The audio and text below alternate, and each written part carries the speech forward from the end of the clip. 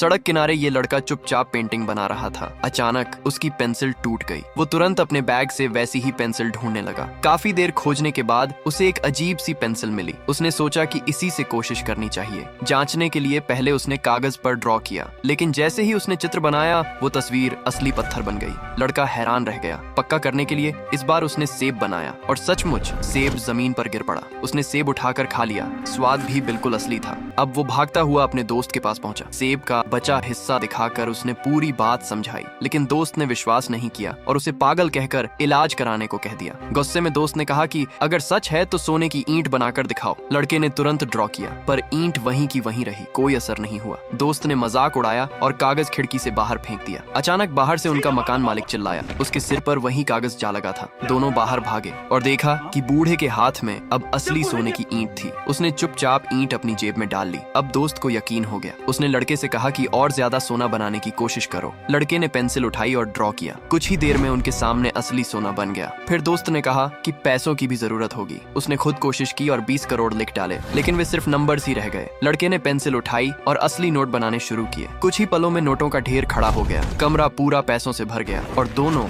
उसी में दबते चले गए। इसी बीच बिल्डिंग का मालिक आ गया। गुस्से में उसने सबको किराया न देने के कारण डांटना शुरू किया, लेकिन तभी लड़का और उसका दोस्त अब महंगे कपड़ों में खड़े दिखाई दिए। लड़के ने पैसों के ब्रीफकेस निकाले और सबका अगले 50 साल का किराया कहकर थमा दिया। अगर आपके पास ऐसी पेंसिल होती तो आप क्या करते?